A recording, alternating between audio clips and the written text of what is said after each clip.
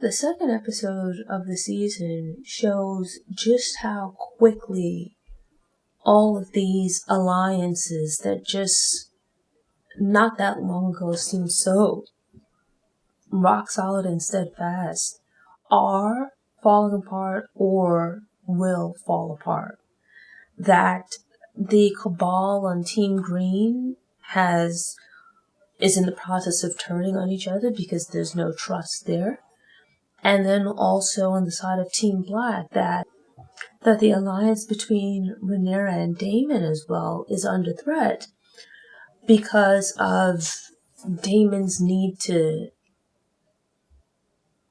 be free, we can say, or at least to be his own person, to not be under control of anyone else.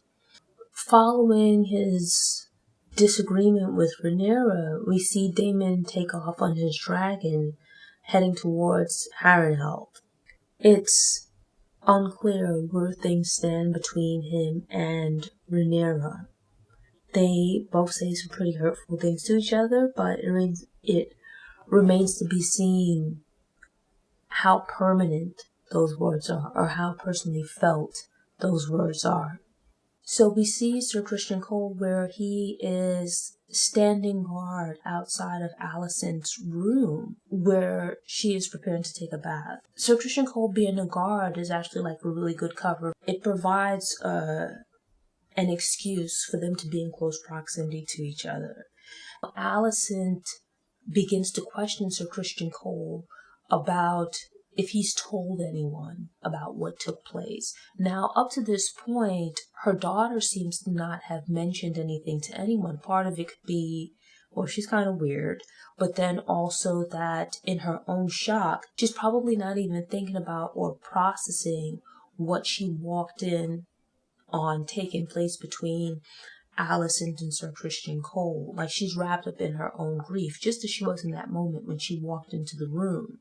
It goes back to this thing of the hypocrisy on the part of Team Green, where, and that coming home to roost, right? Where Alicent was so very up in arms when Rhaenyra was carrying on with Ser Criston Cole, right? Or rather, she now finds herself in this position where she greatly has to fear Ser Criston Cole doing to her what he did to Rhaenyra. She asks him, if he's told anyone, because she knows about this pressure that he feels at times to unburden himself, right? It's how she found out about his relationship, his affair, let's say, with Rhaenyra. He felt the need to unburden himself. He's the one that proactively told Alicent about his carrying on, his entanglement with Rhaenyra, and all of the things that came about as a result of that. And now here it is that Alicent finds herself in the position where she can be in serious problems if anyone else was to find out about her carrying on with Ser Criston Cole. So it shows you like how the tables have turned, that it wasn't that long ago where she was sitting in judgment of Rhaenyra and had no real regard for the problems that she was creating for her. And now here you have it where she very quickly can find herself in a similar position. You think about it where Rhaenyra has never been questioned as being Viserys' child. That's never been up for question. What has been questioned was whether or not Rhaenyra's children were Laenor's. Like, if it's found out that her and Ser Criston Cole have been carrying on, people might then ask the question of, well, how long has this been going on? How long has she been sleeping with Ser Criston Cole? People might then question the legitimacy of her children, right? The question was about, up to this point, there was a lot of hubbub and, people being called bastards due to the belief that Rhaenyra's children were not her husband's, right? But Rhaenyra is the heir to the Iron Throne through Viserys. And there's never been any question about who her father was, right? The question was, who was the father of her children? Alicent carrying on with Ser Criston Cole, remember, Aegon is Rhaenyra's sister. Aegon is Viserys' son. If questions were to be asked about his parentage, never mind the color of his hair or anything like that, if questions were to be asked, or if there was any kind of doubt about his parentage, that would automatically call into question his claim to the throne. You can't question Rhaenyra's claim to the throne based on her parentage. That's rock solid. No one has any questions there. It's more so about whether or not Viserys had the power and authority, or if it was the right thing for him to forgo years of tradition to name his daughter as heir. Right? It never had anything to do with her parentage, but yet here it is, this can of worms that Alicent has opened, this seeming trap that she'd been trying to set for Rhaenyra for the longest, that now it's come back around where this could be a problem for her. This thing of, well, who's really the father of your kids? Trying to prove himself to, I guess, kind of smooth away some of these problems, to get rid of some of these problems, where Alicent, after her conversation with Ser Criston Cole, she goes into the bath and submerges herself in the water, which doesn't really look like the best of ideas. Obviously we see her again in the episode, but given all of the things surrounding and swirling around her and this guilt and whatnot that she's feeling, doesn't seem to be the greatest of ideas. It seems as though it could be pointing towards some feelings of despair. Now, Ser Criston Cole goes off to find Sir Harrick and really uses his dirty cloak as a pretense for pressing him. And actually I thought it was kind of funny, might not be the word, but you see the two of the other gold cloaks are sitting nearby, and when they get into their exchange, the two guys get up and quickly leave. It reminded me of that meme from the original Color Purple, where Miss Sophia and I think what's her name, Squeak or something like that, when the two of them, when Squeak slaps Miss Sophia or whatever the exchange is, and you see the musician close the piano and he says, gotta go. It reminded me of that meme where it's they know there's about to be some drama here, and so they just very quickly get out of Dodge. And so you see Ser Criston Cole is the head of the Gold Cloaks, and so he starts pressing Sir Harrick, pressuring him that, he's not living up to his standards, he's not wearing the cloak properly with the pride that it deserves in the fashion that it deserves, meaning that it's supposed to be clean and pristine. And again, there's this thing of this hypocrisy where for show and appearance they do all of the right things outwardly, but they aren't living right.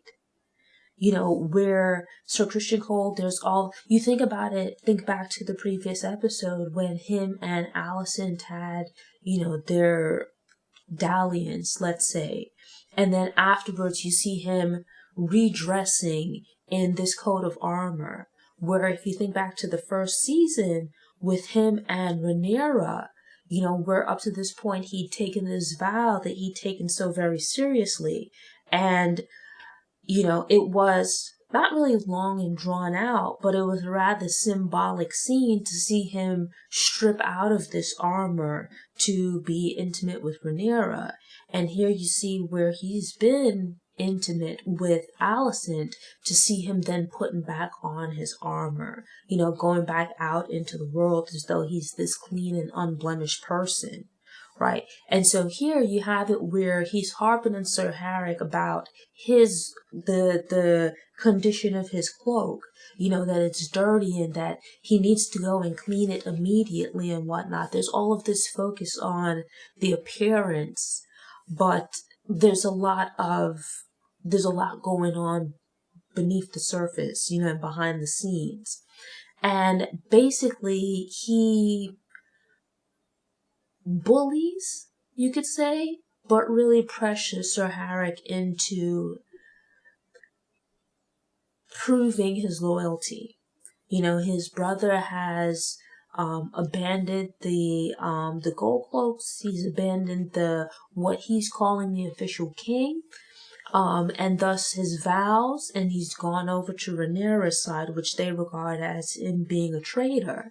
And so Ser Cole pressures Sir Harry into accepting a mission, which is really a suicide mission, to leave King's Landing, go to Dragonstone, posing as his brother, to sort of in an act of revenge, take an inspiration from what has occurred, to sneak into Dragonstone, posing as his brother, to kill Rhaenyra. And Harrick recognizes this as a fool's errand, right? The fool's errand that it is.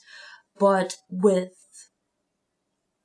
Cole applying pressure to him and really not taking no for an answer, he seemingly feels as though he doesn't have an option but to accept the mission, and so sets forth. This theme, I feel, of like juxtaposition, where you have it that Aemon, who is really this tough cookie, right? He is quite possibly a reflection of Daemon. He is the Daemon of Team Green, where we see him like naked, vulnerable, curled up in the fetal position with, I can't remember the woman's name, but we saw her in episode 9 when they were looking for Aegon. Where this was a place he'd gone to as a child and had gotten to know this woman. It seems like a brothel that they're running, or at least it's a pleasure house. And here we see him now as an adult, as a young man, but in this very vulnerable, almost childlike state, where he's speaking about these assailants that made their way into the castle, seemingly looking for him, and that he actually sees it as a point of pride, that he's viewed as being a worthy opponent, that out of everyone else in the household that they could have targeted, that he was the target. And with that, he refers back to, when he was a kid and they would tease him and make fun of him. The other kids would tease him and make fun of him because he was different. And so it goes back to this thing that Hightower said in the previous episode, where Aemon is a ferocious fighter. And he messed up with Luke, yes, but at the same time, that he is incredibly loyal and he is eager to please. That he can be made to be of good use because he's so, he wants to please. He wants to serve. He wants to be a part of something. And, you think about that, that points back to his childhood, this thing of sort of being an outsider, an outcast, and him wanting to be in the fold. And there's a scene between Rhaenys and Corlys where they're discussing Rhaenyra and Daemon. And I feel like, you think about it, for everyone on the show, they are kind of couples goals, right? Because they have the most solid relationship of all the romantic relationships on the show.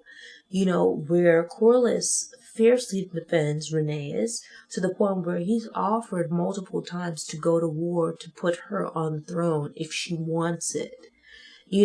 And she expresses here that it was difficult being passed over for the Iron Throne, but she's basically made her peace with it.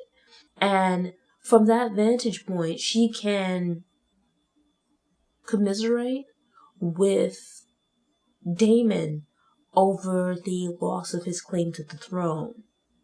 Corlys actually mentions, he supports her in her claim, why should it be so difficult for Daemon? And Rhaenys explains that, number one, it's difficult to be passed over. And then secondly, that Daemon wants to be his own person. He wants glory. He wants recognition. He doesn't want to stand in anybody else's shadow. And that's kind of what happened in the past with the series and what he fears happening in the present with Rhaenyra. what we see like out in the streets of King's Landing, people are milling about and whatnot, and a woman, I think it is, begins like crying and screaming because we then see like these bodies hanging where various men have been hanged. Just as a reminder, a cool little touch that I think served as a reminder of the other assailant is that they've hanged the city's rat catchers. And so one of the people that they hang, this little scraggly dog, which is what the rat catcher had last episode, the scraggly dog comes along and sits down and looks up at the body. And I actually thought that was a really, really nice touch. But that gives way to Hightower finding out about the murder of these rat catchers, right? And his anger about it. The reason being, Hightower came up with the idea to spin the murder of Aegon's son to paint Rhaenyra in a bad picture. You lose some of that goodwill if your opponent is looking bad right now, but you go out and do something similar. The way that they go about this is by putting together this big funeral procession and all this kind of stuff. And now here Aegon goes killing off the rat catchers, right? Because people would then ask, well, obviously all of them didn't kill the boy. So you might have gotten the person that killed this kid, but then at the same time, you might not have. And then it becomes a matter of you killed all of these people for no reason. Kill these guys, it makes null and void some of the goodwill, for lack of a better term, that they would have garnered as a result of Aegon's son dying. And when he confronts Aegon, like, what have you done? Why'd you kill all of these people? Aegon has pretty much just acted from a place of anger and this desire for vengeance that someone, somehow, some way has to pay for the death of his child. The two of them get into it where Hightower, if you think back to the previous episode and speaking to Aemon, that they've really been handling Aegon with kid gloves because he's the king. He is capable of handling like temper tantrums and whatnot. And again, this thing of like optics. The two of them get into it, and he's trying to explain to Aegon why this was a bad idea, but Aegon is so wrapped up in his anger and grief that he's not hearing Hightower. And it goes back to the previous episode where Hightower was having a very calm conversation with Aemon, explaining to him the importance of him keeping his emotions and feelings in check, because that can't be expected from Aemon. They already know that's just not going to happen. And you see proof of that here. But even in having this conversation with his grandson, it becomes heated. Hightower had a very civilized and calm conversation with Aemon, but here he's trying to have a conversation with Aegon and it just goes left. Aegon, being the brat that he is, just refuses to see reason. And they exchange words, and something that Hightower states, be it in anger or what have you, is that they've actually made a mistake by selecting Aegon to be king, by putting him on the throne, because his thought process, his mentality is such that he's not really suited for such a position, that he's too brash and hot-tempered and whatnot. If you think about it, who else is brash, hot-tempered, emotional, doesn't really think before they take action? Daemon. And it shows you like these people are definitely related. This is most certainly a nurture versus nature type situation. And so here you have it, where it's an episode filled with regrets. Where it's like a little bit too little too late. You have Ser Criston. He arrives at Dragonstone and makes his way into the castle, all the way to Rhaenyra's bedchamber, where he comes actually quite close to killing her. But it so happens that, like, his brother, the two cross paths at points, and his brother likely, like, seeing this other passing person and recognizing that it's Eric, he follows him and enters the room at just the right time. From there, like, a tremendous sword fight breaks out. And what makes it interesting is you'll see these kind of fights over the course of the show. What makes it interesting is that when they call the other gold cloak guy, he could theoretically get involved in the fray, but doesn't want to hurt the twin that's with Team Black. And so the two are fighting it out, and no one else can really intervene because it's like, well, which one of them do you attack? And it's like, you imagine this thing about loyalty, right, and family and all this kind of stuff. These two are brothers. They came into the world together, and it's like, unfortunately, the two of them fight each other. And, you know, our guy with Rhaenyra proves victorious. You know, he manages to kill his brother, but it's like, at what cost? You know, he apologizes to Rhaenyra and then kills himself. Rhaenyra experiences the trauma of, here's this guy who's given up so much, but in turning against his brother to try to help keep her on the throne to save her life, like, it was too much for him. And so with that, he ends up committing suicide.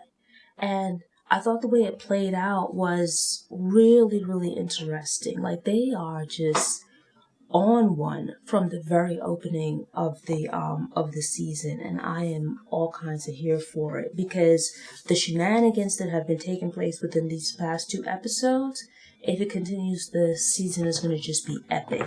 It's like this back and forth between Alicent and Ser Criston Cole of, well, we shouldn't be doing this, and, you know, if people find out how much problems it can cause for them, but yet still they continue. And what ends up happening is that, you know, Alicent is kind of taking out some of her anger and frustration on Ser Criston Cole, and he ends up, like, pushing the point, and the two of them are once again intimate. So it's like, you know, this devil may care, you know, forget about the consequences and what might come of it. Now, this comes after Alicent has a conversation with her father, after he had his run-in with Aegon, and Aegon pretty much dismisses him, taking away his hand of the kingpin and all this kind of stuff, where he's basically no longer the king's hand. Alicent attempts to have a conversation with him about, you know, her sins and the things that she's done wrong. And early in the episode, she tried to do something similar, and he kind of, like, brushed off her concerns, her fears. And here, where she's, like, a bit more insistent about it, he just pretty much tells her that he doesn't have time tonight. Thanks for tuning in. To ensure you don't miss any episodes, subscribe to the channel, click the notification bell, go ahead and click the thumbs up button if you like what you saw, and go ahead and share it on social media.